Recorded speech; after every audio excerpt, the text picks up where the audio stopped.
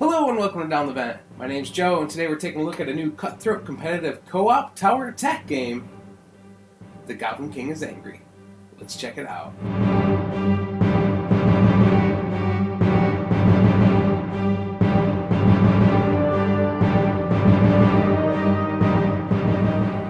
Okay, let's take a look at how to play The Goblin King is Angry.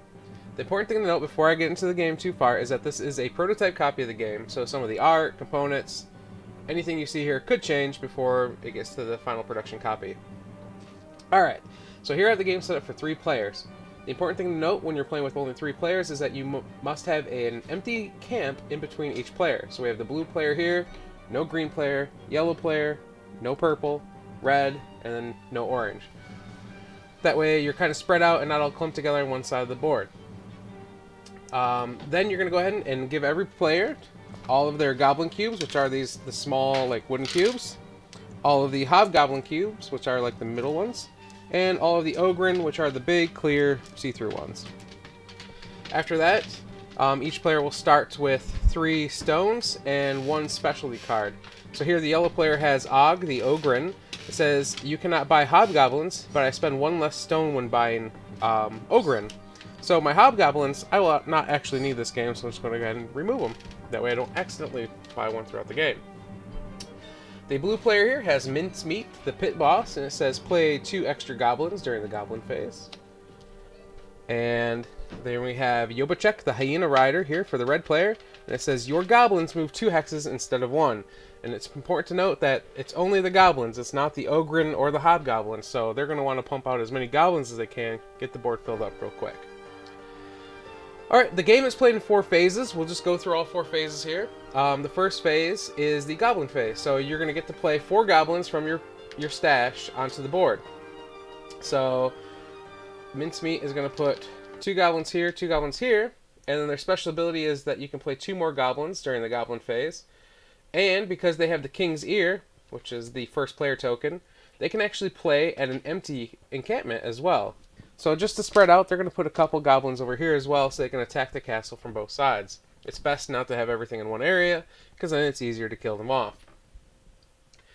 Then, if they want, they can spend stones to either upgrade their goblins into hobgoblins, or ogren, or they can spend stones to just put extra goblins out. So we'll go ahead, we'll spend 1 extra stone here, and just put 1 more goblin out onto the board, and they're just going to really... Well, they'll put the green here at the green encampment. That way they're coming in from 3 different angles already. Once they're done playing their goblins, they'll go ahead and pass, and it'll go to the yellow player's turn. They're going to go ahead and put 4 goblins out, like so. And because they have the special ability, where I cannot buy hobgoblins, but it costs me 1 less to buy an ogren, I'm going to start putting that to use already. Normally, to buy an ogren, it would cost 3 stones. But it's 1 less for me, so I'll go ahead and pay 2 stones, and then when you buy one, you remove 2 goblins from the board and put an ogren in this spot. Now these are going to be harder to kill, and they count as 4 goblins throughout the rest of the game. That's the other thing I haven't covered yet, is that there is a limit to each space on the board. Each space can only have 4 goblins worth of units on the board. So nothing can be in the space, or in each space can only have, each space can only have 4 goblins worth of units. So nothing can be in the space with the ogren. And say these 4 goblins were together like that, nothing else could be together with them. Okay? So that's it for the yellow player's turn. They're going to save their last stone for possibly the 3rd phase of the game. Alright, so now we're going to go on to Yobachek the hyena rider. They're going to go ahead and put out their 4 goblins here, and they're actually going to spend all 3 of their stones because they want to try and get more hyena riders out as quickly as possible. Alright, there is a max limit of 8 goblins per turn though, so they could only put 1 more if they had 1 more stone, but no one's going to hit that limit yet this time. Alright, so that's it for the first phase. Now we're going to move to the second phase, which is move and attack. So starting with the person with the King's Ear, they're going to go ahead and move. They're going to put their goblins together there. I don't know why they split them in the first place, and they're going to move their goblin this way. So all their goblins have moved up. There's nothing to attack though, so that's the end of that part. Go on to the yellow player here. They're going to move. Alright. And then the red player, and they move 2 spaces, so they're going to really cruise across the board here. And there we go. That's the end of the move and attack phase. Now we'll go on to the castle phase. So the first thing you'll do during the castle phase is the person with the King's Ear token will flip up a castle card and then play it. So this is an archer. So an archer is one of these tokens here, and once we flip it over, we'll get a little bit more information about what they do. So the archer has three icons there on it. So the goblin icon tells you how many goblins need to be near it to kill it off. So 2. The skull icon tells you how many goblins they will kill in each space they attack each turn. And then this is a ranged character, so that little 5 on the bottom there tells you how far of a range they actually have. And then the red line on one of the sides tells you where they attack from, or which way they attack, which direction. So some units will attack in more than one direction, but the archer is only shooting in one direction. So because the blue player is the first player, they actually get to place this.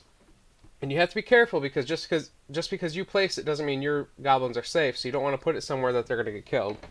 So they're going to go ahead and put this archer right there next to the red character, or red player's starting area. Do they want to put it there, or do they want to put it here?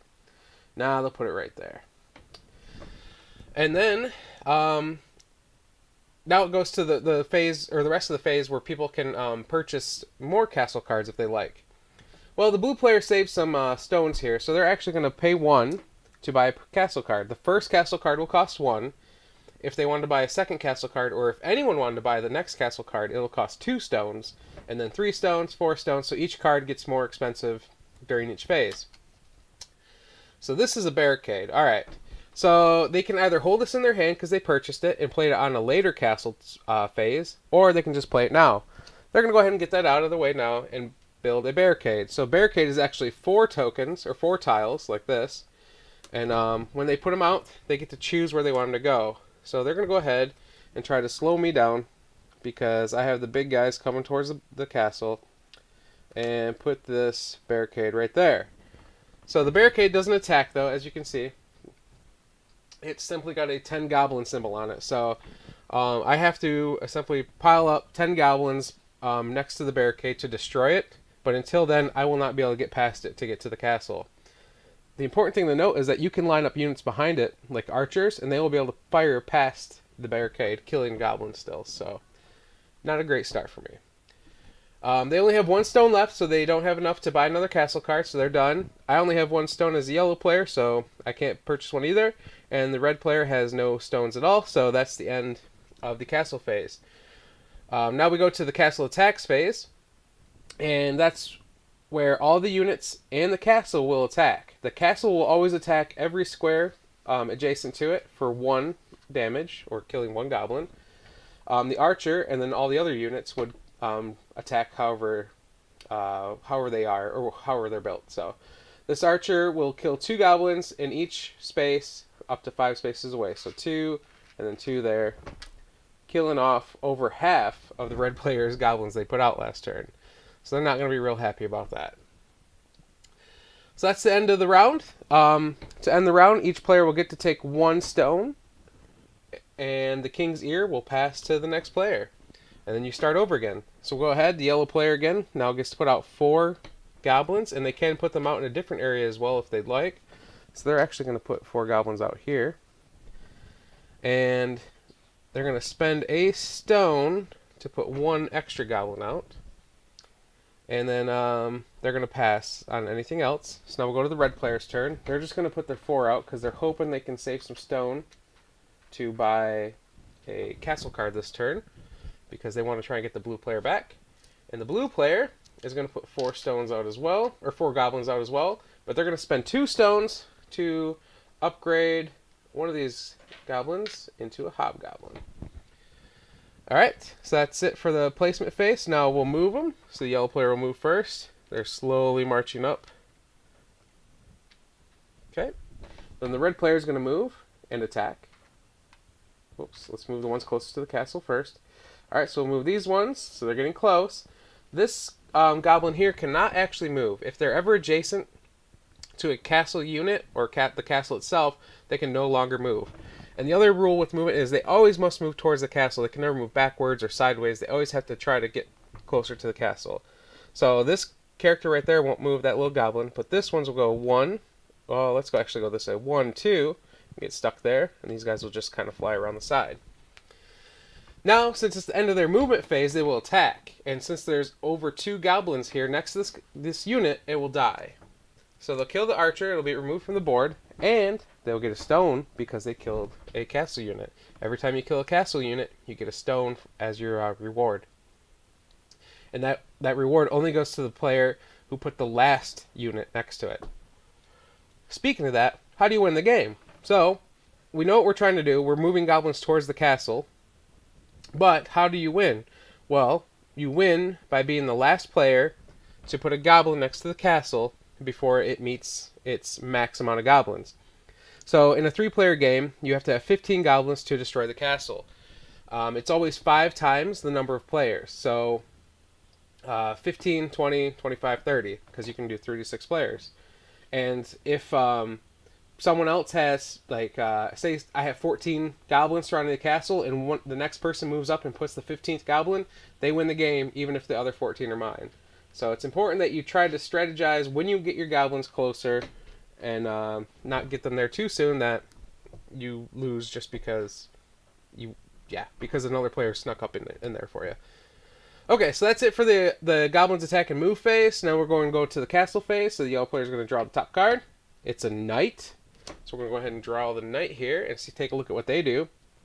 So knights here is much stronger than the archer. They actually take 6 goblins to be killed. And they do 2 damage in each square. And then the red arc is where they will attack each turn. So let's go ahead. And should we try and kill off some of these red guys, or should we go for the blue guys because they're sneaking up here? Yeah, let's do that. Let's try and get these blue guys here. All right. So now, if I'd like, I can buy a castle card. So I'm going to pay 1 to buy a castle card here, and it is kill them all, which is great for me because I'm not in danger. It says the castle and castle units destroy 1 extra goblin. So I can either hold that now or I can play it.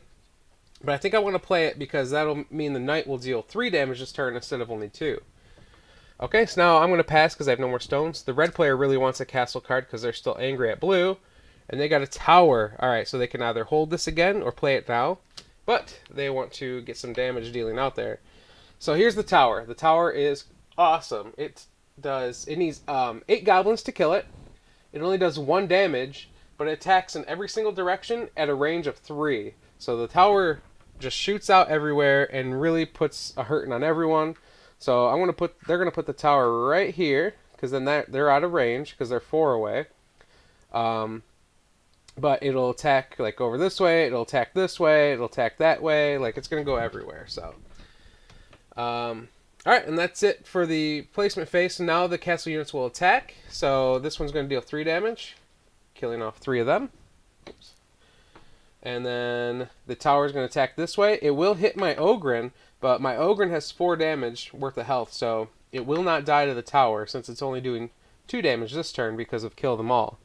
It normally only does 1 though. Then it's not going to hit anyone that way.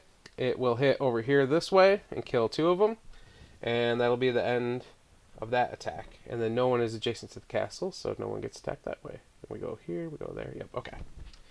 Alright, and then you'll pass the King's Ear again, and that's it. That's essentially the game. You're going to keep going around, putting out, trying to get stones from destroying units, trying to kill off your opponent's goblins, and then trying to get as many of your guys to the castle and surrounding it as possible to hopefully get to 15, or just get the last goblin, sneak in 1, and win the game that way.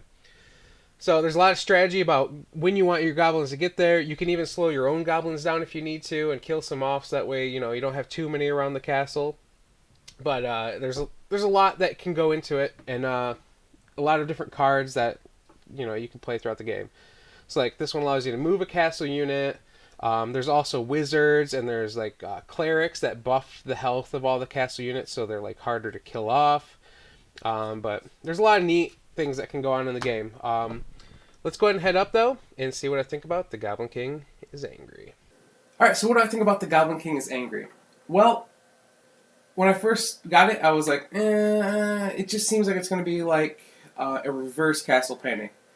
Then I realized that it's not co-op. I'm like, oh, so there's a lot of strategy, a lot more strategy that goes into this. It's not just get our goblins to the castle. It's get my goblins to the castle last, when there's 20 or whatever number you need to defeat it, 15, 20, whatever, 5 times the amount of players. So having to look at that and be like, you can know how far your goblins are going to move on every turn. You know how far, usually, your opponent's goblins are going to move on every turn. So you can really do a lot of thinking to figure out, like, what do I need to do to get my goblin to be the last person to hit the castle. And then when you think you have your plan, your friends mess it up because they play a castle card on you and just completely wipe out half your forces, and you cry. But it's really fun. And there's a lot of strategy in the game for how short it actually is. It's really short to play, which I like as well, because, I mean, I don't know. I'm not that I'm against playing really long games, but I like short games even more, because then I can just play more times or play more games in a day. But this one is fun. I recommend you check it out. It is looking for funding on Kickstarter right now. I'll put the links to that below. And yeah, I highly recommend you look at it, as long as you are okay with being mean to your friends, because you're going to have to be mean to your friends if you want to win this game. And they're going to be mean to you, so don't get upset. It's just a game, and check it out. But until next time, my name's Joe, and you've been watching Down the Vent. Bye!